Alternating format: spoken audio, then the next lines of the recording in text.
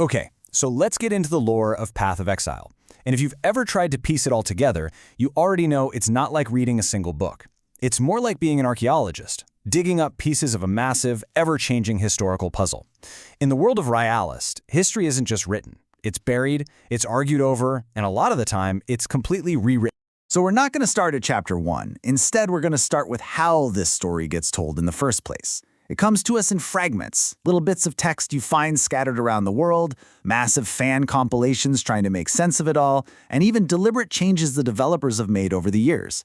The story feels so alive because honestly, it's not perfectly consistent.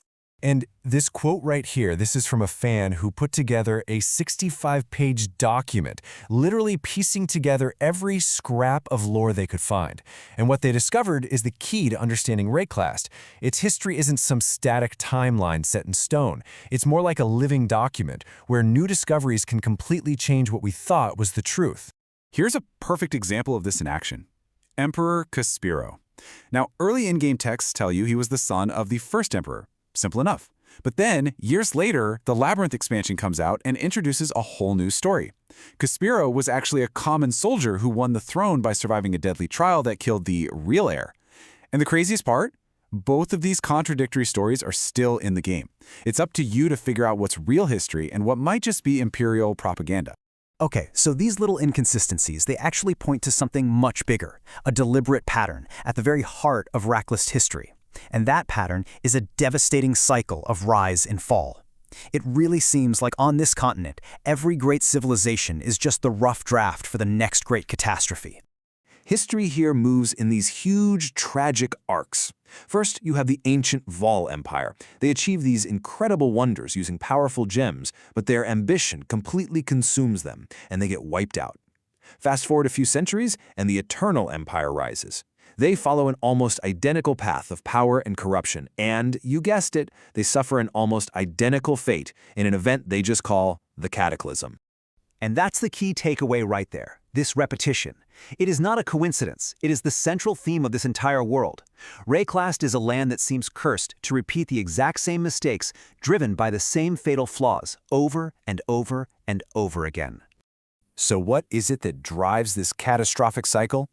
Well, it almost always comes down to a few powerful people messing with forces they really can't control, all because of some very human and very fatal flaws. Let's talk about Queen Itsiri, the last queen of the Vow. She was completely obsessed with staying young and beautiful forever. This vanity just spiraled out of control, leading her to demand blood sacrifices from her entire empire to fuel her rituals.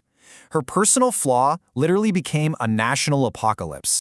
In all this ambition, all this power, it was fueled by something called thaumaturgy, which is basically the magic of Racklast. But here's the catch. Thaumaturgy is corrupting by its very nature.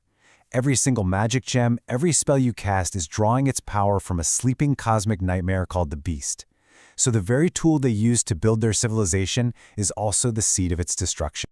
And you could just see this pattern play out time and time again. You have Aziri's vanity destroying the Vol. Centuries later, you've got this guy, the thaumaturgist Malachi, whose lust for forbidden power brings down the entire Eternal Empire. But maybe the most tragic story is High Templar Vol. He led a whole rebellion to destroy magic, but his fanatical zeal was used against him, and he was tricked into causing the very apocalypse he was trying to stop. So, where do you, the player, fit into all of this? You wash up on the shores of Racklast. You're the hero. You're here to break the cycle, right? Well, maybe not. The game's lore has a much more chilling idea. You might just be the latest cog in this great, terrible machine. The endgame lore explores this brilliantly. It asks a pretty terrifying question. What happens to the heroes after they've already saved the world? And to answer that, we just have to look at the heroes who came before you, a group who successfully took down a cosmic horror known as the Elder. These heroes, they're called the Conquerors, and they did everything right. They saved all of reality. But their reward? They got trapped in the Atlas, a place that just shatters the mind. And in that madness, their greatest strengths started to curdle. A hunter's determination became obsessive envy. A commander's pride became delusional tyranny.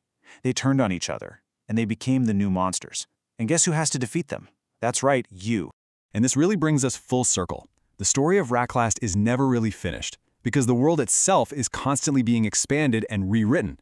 It's not just for us as players, it's baked into the very design of the game.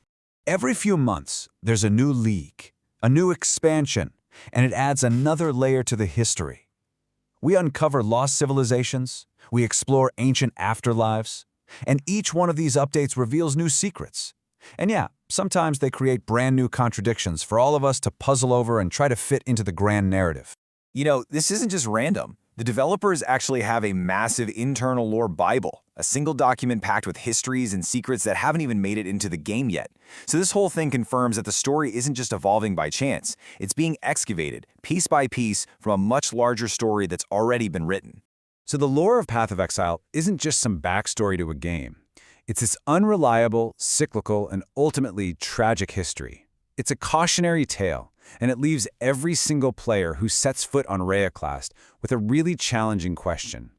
In a world built on cycles of ruin, where every hero eventually falls, and every empire is doomed to repeat the past, what does winning even look like?